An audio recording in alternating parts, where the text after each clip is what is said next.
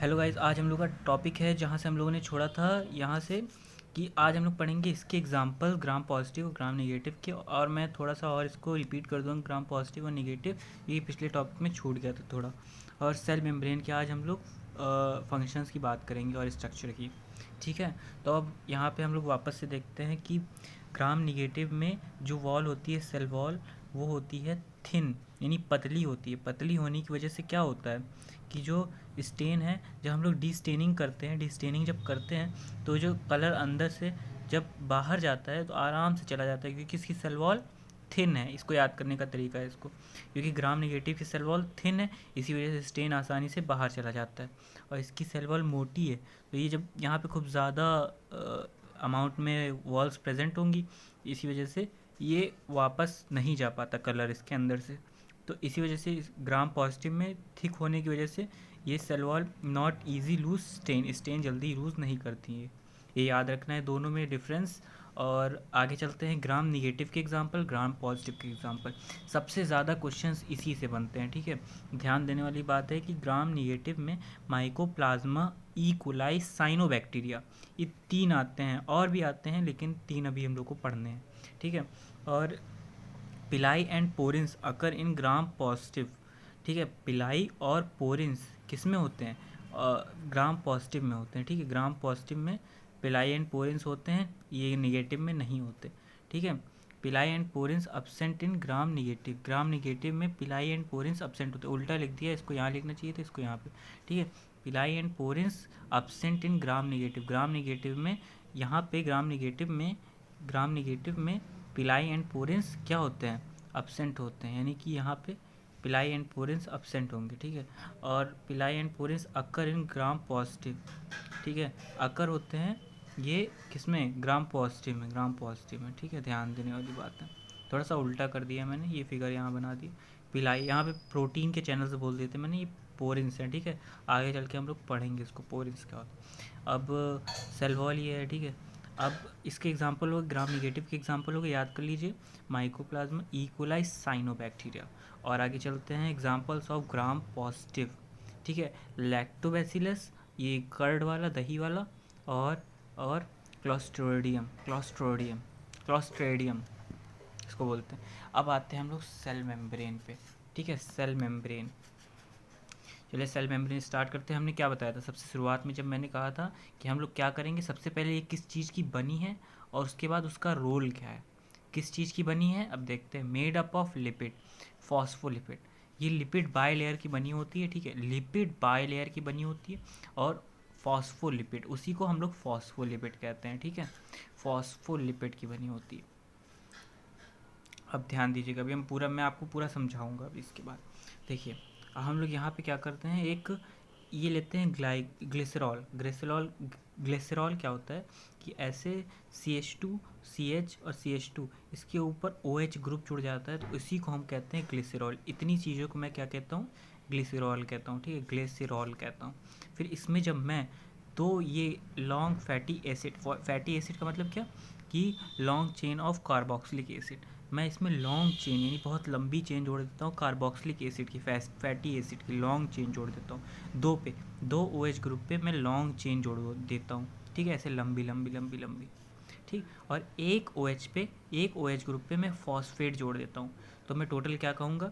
Glycerol, ये इतना structure glycerol plus 2 fatty acid. 2 fatty acid को मैंने जोड़ा है, तो 2 फैटी एसिड को जोड़ने पर 2 फैटी एसिड प्लस फॉस्फेट, यहाँ पे P जो रेड कलर से मैंने लिखा, तो फॉस्फेट एक जुड़ेगा OH ग्रुप पे। तो यहाँ पे तीनों को मिला के मैं क्या बोलता हूँ? फॉस्फोलिपिड। ये पूरा एक स्ट्रक्चर फॉस्फोलिपिड हो गया। फॉस्फोलिपिड इतना पूरा होता है। ये कैसे बना मैं बताता हूँ अभी, कि फॉस्फोलिपिड ऐसा स्ट्रक्चर कैसे हो गया, ऐसे से ऐसा। देखिए, फॉस्फोलिपिड जो होता है, ये लॉन्ग चेन हो गई, ये लॉन्ग चेन हो गई, ये दूसरी लॉन्ग चेन हो गई, और ये फॉस्फेट हो गया, ठीक है।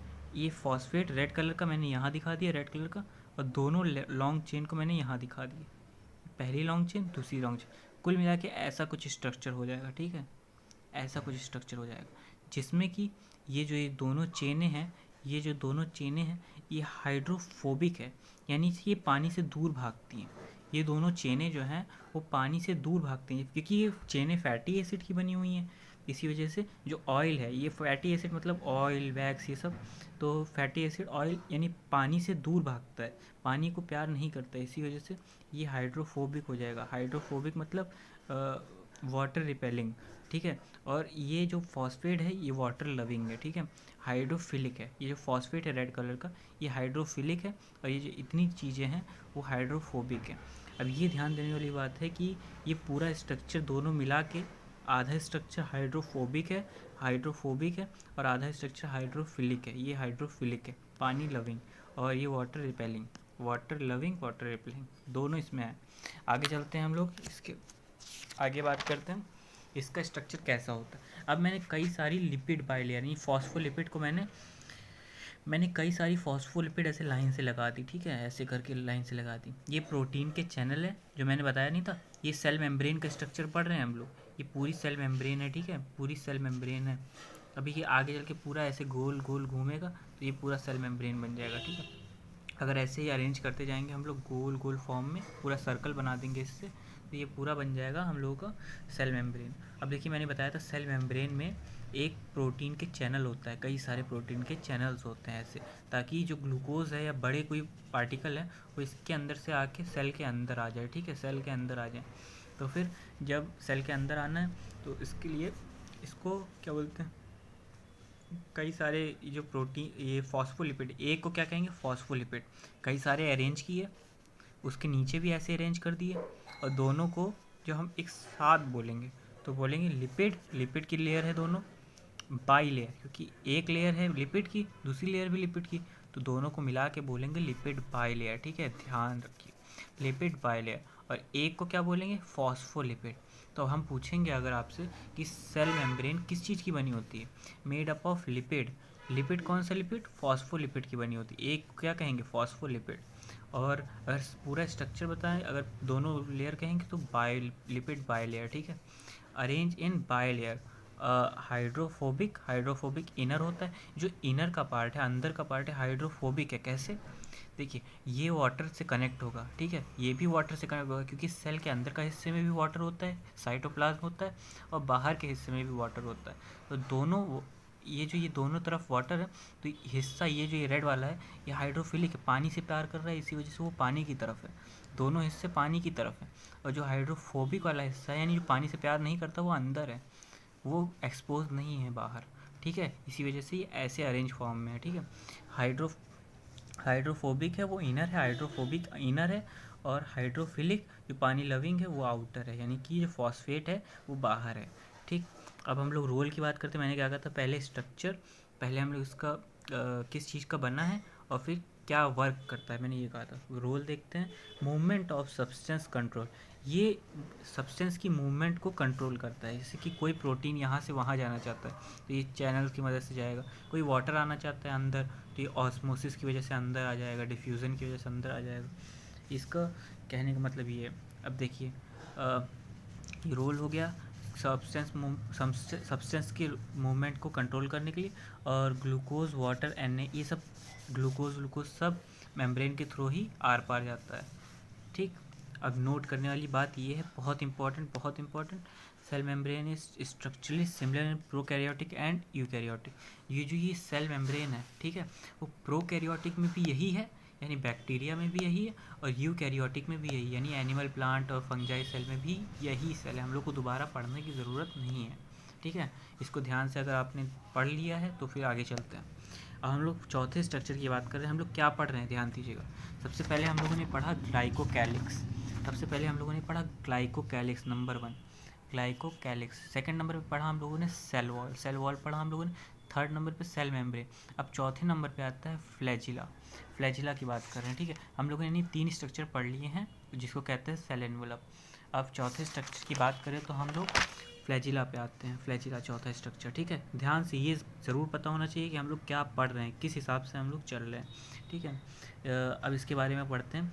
If flagella is present the cell, ये ध्यान रखिएगा फ्लैजिला हर सेल में नहीं होता, हर सेल में फ्लैजिला नहीं होता, किसी सेल में फ्लैजिला होता है, किसी में नहीं होता है।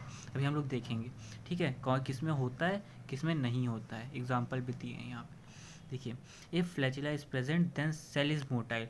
अगर फ्लैजिला प्रेजेंट है, किसी भी सेल में फ्लैजिला प्रेजेंट है ऐसे करके, तो वो मोटाइल क्यों होगा? मोटाइल मतलब होता है मोटिलिटी, यानी मूवमेंट कर सकता है, ये आगे बढ़ सकता है, ठीक है। अगर ये फ्लैजिला होगा, ये ऐसे हिल हिल के ऐसे आगे बढ़ सकता है, ये मूव करने में आसानी होगी इसको, फ्लैजिला होगा तो।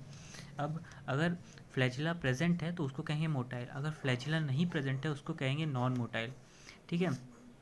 Flagella is not present in all bacteria, सारे बैक्टीरियाज में फ्लैजिला नहीं होता, ठीक है। जिन बैक्टीरियाज में होता है उसको मोटाइल कहते हैं, जिन बैक्टीरियाज में नहीं होता है फ्लैजिला, ये फ्लैजिला नहीं होता है जिन बैक्टीरिया में, उसको नॉन मोटाइल कहेंगे, क्योंकि वो बिना फ्लैजिला के मूव नहीं कर सकता, ठीक।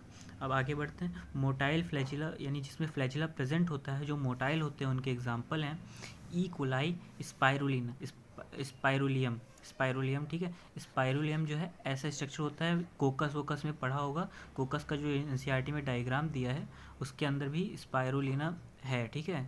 कोकस वोकस लाइन से कोकस, और कोकस जो ऐसे शेप का होता है, देखिए कोकस इसमें आ रहा है, कोकस जो बिना फ्लैजिला के होता है, कोकस ऐसे होता नहीं है सर्कुलर, ये डिप्लोकोकस, ये ट्रिप्लोकोकस, ठीक है, ये सब। अब देखिए इसमें आते हैं कोकस, क्योंकि कोकस में देखिए किसी भी प्रकार का फ्लैजिला प्रेजेंट नहीं होता। माइकोप्लाज्मा, माइकोप्लाज्मा में भी किसी प्रकार का फ्लैजिला नहीं प्रेजेंट होता। आप इस समझ सकते हैं इस तरीके से, क्योंकि माइकोप्लाज्मा बहुत छोटा होता है, उसमें अगर ये सब चीज़ें होंगी फ्लैजिला वजह से तो बड़ा हो जाएगा ना, इस वजह से वो उसमें क्या होता है, मोटाइल नहीं होता है वो, यानी कि फ्लैजिला नहीं होता।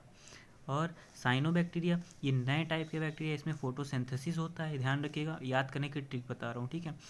इसमें फोटोसिंथेसिस होता है, तो ये फोटोसिंथेसिस कर सके, इसी वजह से इसमें क्या बोलते हैं, फ्लैजिला नहीं होता, ठीक है। ये फोटोसिंथेसिस कर सके इसलिए फ्लैजिला नहीं होता, याद करने की ट्रिक बता रहा हूँ।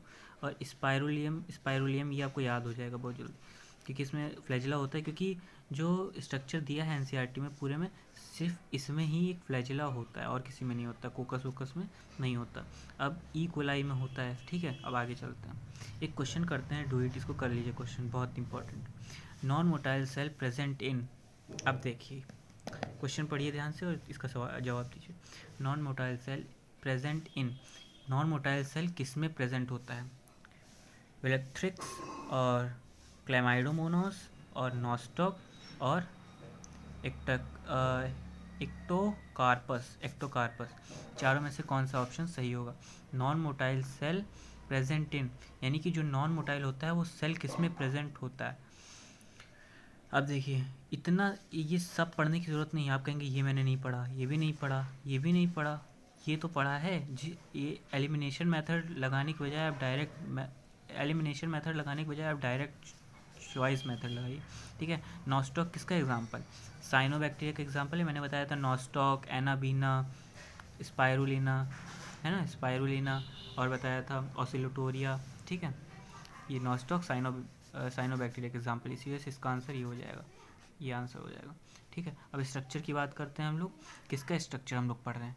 फ्लैजिला का स्ट्रक्चर पढ़ रहे हैं। मैंने बताया था एक बेसल बॉडी होती है, बीच में हुक होता है और फिलामेंट होता है, मैंने पिछली वीडियो में बताया था, पिछले यानी फर्स्ट पार्ट में बताया था। अब स्ट्रक्चर देखते हैं इसका हम लोग। बेसल बॉडी, ये 3 पार्ट्स का होता है, ये क्या, फ्लैजिला, फ्लैजिला 3 पार्ट्स में डिवाइड होता है, एक होता है बेसल बॉडी, एक हुक, एक फिलामेंट, ठीक है।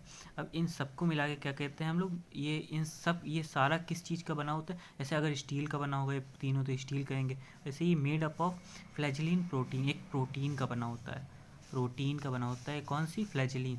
और यही ये जो यूकैरियोटिक सेल यानी ह्यूमंस में, या फिर एनिमल सेल, या फिर यूकैरियोटिक सेल, इसमें ये किस चीज़ का होता है? इसमें सिर्फ 2 ही पार्ट्स पाए जाते हैं एनिमल सेल, बेसल बॉडी और फिलामेंट, यानी बेसल बॉडी और फिलामेंट, ये किस चीज़ से बना होता है, ये ध्यान रखने वाली, फ्लैजिलिन प्रोटीन। और अगर यूकैरियोटिक की बात करें तो ट्यूबुलिन प्रोटीन, ये किस चीज़ का बना होता है? ट्यूबुलिन प्रोटीन का। बहुत इंपॉर्टेंट, नीट में कई बार क्वेश्चन आ चुका है इन दोनों से, ठीक है, ये याद रखिएगा। फ्लैजिला किन 3 चीज़ों से बना होता है? Basal body, hook, filament. Filament वो होता है सबसे लॉन्गेस्ट पार्ट होता है इन तीनों में से। अब आगे चलते हैं, बाकी ये अब शेप वेप हम लोग नेक्स्ट वीडियो में बात करेंगे। इसके आगे बस इसमें इतना ही बचा है, न्यूक्लियोइड तक, और क्रोमोसोम, क्रोमेटोफोर, अगले वीडियो में सब कवर हो जाएगा। Thank you.